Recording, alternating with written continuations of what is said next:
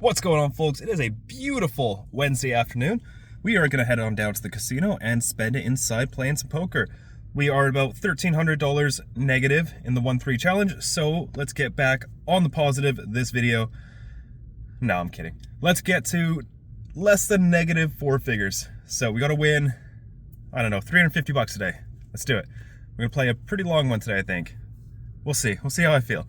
Anyways, guys, let's get into the mix. Here we are, folks. We are back at the 1-3 table, spawned in for 500, and kicking things off, we got pocket fours facing a raise from under the gun to $12. Obviously very standard to call here, and we take a flop. Queen, 3, deuce, 2 hearts, and a club. I check it over. My opponent pretty quickly fires out a very big $22 bet, basically pot. Versus most players, I would just start to fold this, but we do have a backdoor flush draw, a backdoor straight draw. We're only really losing to over pairs and a queen, so it's a kind of decent spot to kind of float out of position here, and this player is quite splashy. So I go for the call, we head to the turn, and it's not great. It's the king of clubs. I check it over, but I'm pretty happy to see my opponent check behind. As we go to the river, it comes down at the 5 of spades, so we make our open-ender, and could consider bluffing from time to time with this specific hand in the form of a check raise, but we're going to kick things off with a check. My opponent checks back. That sounds like pretty good news. I roll it over, and he's got the queen, jack offsuit, so we are not going to be scooping in that pot. Moving things along, we're looking down at a few limps. We got the ace, 8 of hearts. I bump it on up to $15. Folds around to the big blind, who makes the call, as do the 2 limpers. We're going 4 ways to this flop. We do flop top pair on the ace, king, queen, rainbow. Action checks to me, our top pair isn't that great considering our kicker is quite low, and people are going to connect with this board pretty hard. They're going to have jack 10 offsuit, king queen offsuit a lot. They're going to have, you know, ace 9, ace 10, maybe even ace jack. So I don't really want to bet this 4 ways. So I'm going to go ahead and check this back. Turn comes down the 6 of spades. Action once again checks to me, and I think it's definitely time to start building this pot. We don't want to go too big. We still want a hand like, you know, king 9 in there, queen 8, something like that. So I go for a bet of $35, and only the middle position player makes the call. We head to the river, and I'm most likely going to be value betting quite a few rivers, but especially the 8 of diamonds. We make 2 pair on the river, no straights complete. It's pretty nice run out. Checks over once again, and thinking of a sizing. I mean, I don't think he's going to call like queen 10 too often, so I think the best course of action is to try to cooler him when he does have top pair, and then, you know, try to make him go into like a bluff catch mode with a bigger size bet. So I'm going to go ahead and get pretty close to pot here, and I bet 110. This does send my opponent deep into the tank. He gives it quite a bit of thoughts before, unfortunately, just letting it go. Oh well. Okay, folks, I hope you enjoyed me winning that pot, because it will not be happening again for the next 4 to 5 hours of play. But anyways, under the gun has raised to 15. I look down the ace 5 of clubs. Sometimes re-raising, most of the time calling. This time I land on re-raise to 50. Folds around, and we get a cold caller from the hijack, followed by a cold caller from the small blind, and finally the original raiser also makes the call. We're going 4 ways to this flop, which is not what I was dreaming of when I went for the isolation 3 bet. Anyways, we're going 4 ways. It comes down king 6 3, 1 spade, 2 hearts. A big whiff for us, so I'm just going to check this 4 ways, and hijack checks behind. We head to the turn. It is the ace of hearts. I make my top pair. Small blind checks, under the gun checks, I check, and hijack checks behind. We head to the river, and it comes down the jack of hearts. Brutal. I didn't really want to bet my ace on the turn. It didn't feel like there was enough value to be had there. We might get called by like king queen or the king of hearts or something, but even that hand has like 35% against us, so we're really just value owning ourselves most of the time, I think. But anyways, under the gun now bet 75. This is the original raiser, and it's pretty tough for him to have a bluff here, so we are just gonna fold our hand. The button straddle is live. We have a limper on the small blind, and I raise the pocket 2s up to $20 in the under the gun position. We do get 3 callers, so we are taking this flop 4 ways, and it comes down pretty decent for deuces. It's 10-4-4 with 2 spades and a heart. Small blind checks. Our hand needs a lot of protection. It's most likely going to be best, but we can also reevaluate, and it's just really nice to fold on a hand like 9-8. So I go ahead and put in a very small bet, $20. Low jack is the only player that continues. We're going heads up to the turn, which comes down the queen of clubs. It does introduce an overcard to the 10, so she could be feeling a little bit dicey if we put in another small bet, and we could get some folds from like 9s through 3s. So I think that's what I'm going to do. I think I'm going to put in a nice $40 bet here. I think we do get some folds from pocket pairs above the 2s, and it's going to be pretty tough for her to have a strong hand on this board, considering it's a $20 raise. She's in sort of like the low jack position, so I can't imagine her having too many trips. So I go ahead and bet $40, and my opponent makes a very quick call. We head to the river, and it comes down at the 6 of clubs, so the flush draw bricks. And I think it over for a bit, and I think, do I want to try and bluff a 10? I think that's their most likely holding when she calls the turn so fast. Like 10-9, Jack 10, maybe some King 10, something like that. And I don't think she's going to hang on often enough with just a 10. It's nice to not have spades in our hands so that if she does have like 9-8 of spades, that we get an auto fold from that, despite us beating it. But it's still nice to not block folds. So I'm going to go for it with the 2s. I jam all in for 120. She snap calls, and she has pocket 10s for the full house. We will not be bluffing her off a full house, unfortunately. We pick up the king, queen of clubs, bumping on up to $10. We only get 2 callers, one from the button as well as the big blind. So we're going 3 ways to this flop, which comes down 10-9-6 rainbow. Big blind checks. I decide to check this, and button now puts in a very quick pot size bet of $30. Big blind does make the call, so I think we're going to call once here. We do have a gut shot to the nuts. It's a rainbow board, and we have 2 overs that could possibly be live. So I go ahead and make the call. We head to the turn, and it comes down the 10 of hearts. Not great for us. Big blind checks. I check button. Snap bets 75, and that will be the end of the hand for us. In this next hand, we've got 4 limpers, and I decide to raise up the 10-8 of spades on the button up to $20. We get a caller from all 3 of the limpers except for the cutoff, so we're going 4 ways to this flop, where we do flop something on 5, 4, 4, 2 spades and a heart. We got ourselves 2 overs and a flush draw. Action checks all the way to me. Considering they limped and called a raise of 20, it's going to be a little bit unlikely that they have trips here, considering the 4 is quite low. If this was like 7s or something, or 9s, it'd be a lot more likely, but I think it's a good spot to throw in a bet, clear out the field, and then if we do get called and we turn an 8 or a 10, we most likely can keep value betting as well. So I go for another small bet, $20 into the middle. Under the gun, +1 makes the call, so does +2, and the low jacks, we're going 4 ways to this turn, which is a decent one. It's the 7 of clubs, so we turn ourselves a gut shot on any 6. Action now checks to me, and board's getting a little bit messy. I don't want to bet and then get jammed on by, say, something like 6-5 or maybe a slow play trips. We could just be betting into another full house. So I think I'm going to check this back, try to realize my equity, and we'll go from there. I check. River comes down. The deuce of diamonds. We do not get there. Under the gun, snap bets $190. This man is on a mission. And action just folds all the way around. Okay, folks, I have once again made it to the action table at Grand Villa, and this one is going to be indicative of how much action there is at this table. The straddle is live. I've got king 6 of clubs in the low jack. I bump it on up to $15. We get a caller from the cutoff before the small blind puts in a re-raise up to 60. Now, this is really small considering there are 2 callers behind, and we're in position. So we're getting like an insanely good price, and to make it even better, this player is extremely loose. At a normal 1-3 table, I would just fold this despite getting such a good price. But for this guy, we are definitely not folding a suited king. So we make the call, cutoff also calls, and button gets out the way. We're going 3 ways to this flop, which comes down pretty nice. It's 7-6-2 rainbow. We got the backdoor flush draw, we got middle pair, and small blind now puts in a very chunky bet, $150. A little bit uncomfortable with just middle pair facing a 50 big blind bets into 2 players. I just don't think he goes this big with an overpair.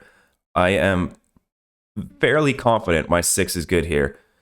And I think we are just going to close our eyes and call down. Just hope for no ace on the turn. There's an ace on the turn, maybe a getaway. But other than that, I don't see any way that I'm folding this hand. So I make the call and cutoff gets out the way. We're going to the turn and it comes down pretty nice. It's a 9 of clubs. We turn our backdoor flush draw. My opponent looks at my stack, says all in. We make the call. We head to the river and it comes down. The 3 of diamonds, no help to us. And our opponent rolls over the 9-4 offsuit. Oh my goodness. What an unnecessary hand. Opening king six of clubs into a straddle. Not great, but decent. Calling a 3-bet for $60 and calling a 3/4 size bet on 7-6 deuce.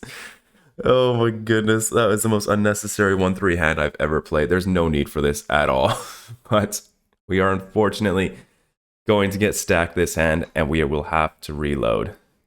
Button straddle is live. We got another pocket pair, this time pocket threes. Bumping on up to $15, we get a call from under the gun. Middle position low jack before the hijack now squeezes to $85.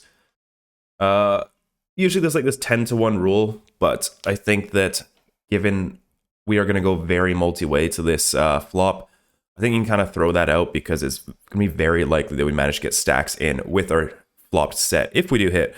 So I make the call, under the gun folds, middle position calls, and so does low jack. We're going 4 ways. This pot is up to $362. Can we hit a 3? It comes down 10, 8, 6, 2 clubs and a heart.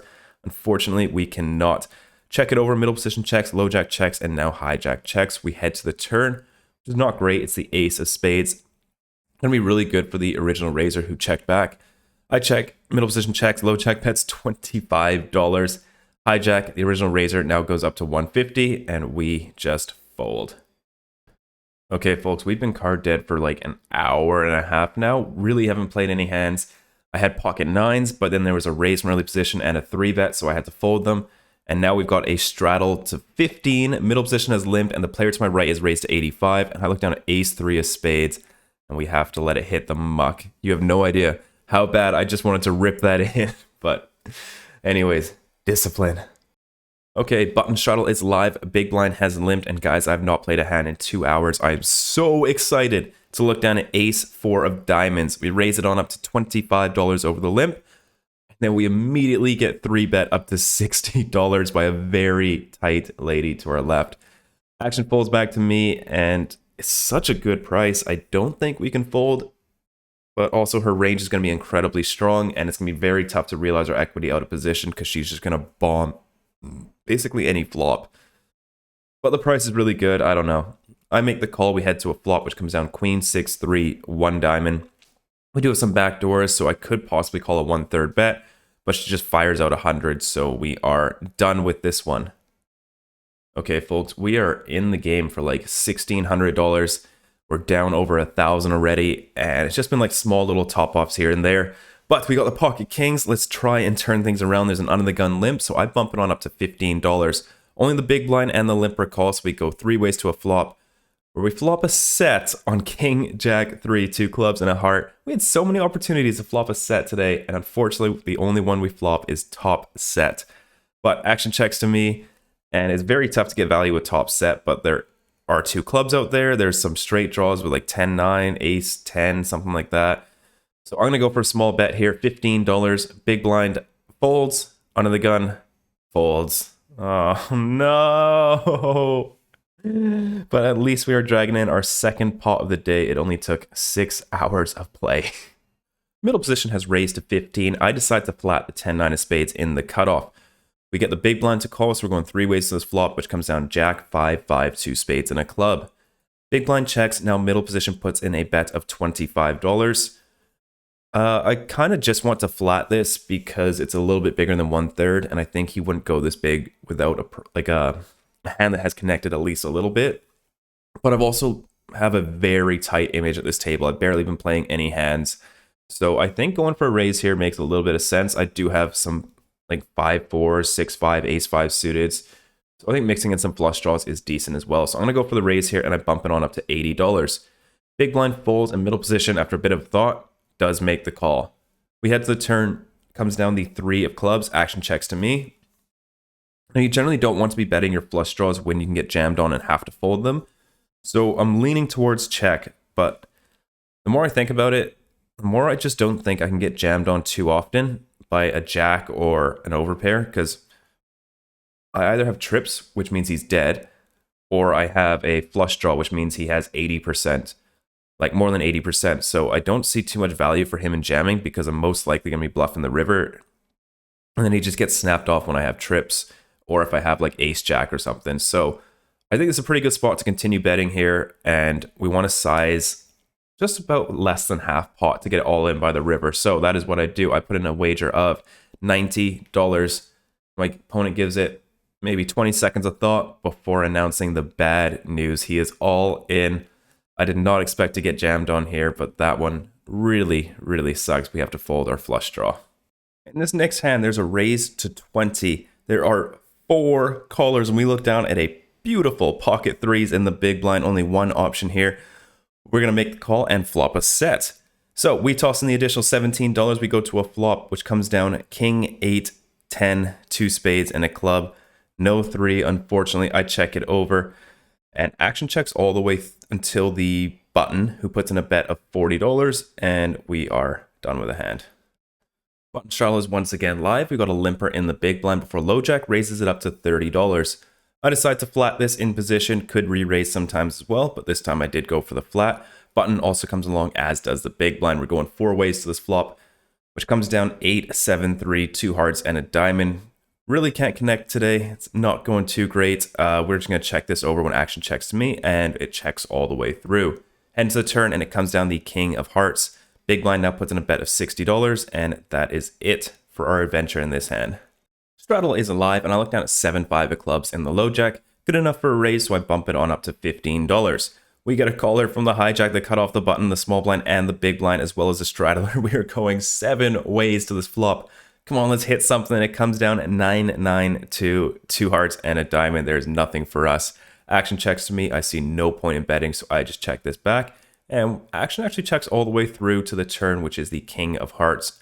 Once again, no help to us, so I continue my plan of check folding, and action once again checks all the way through.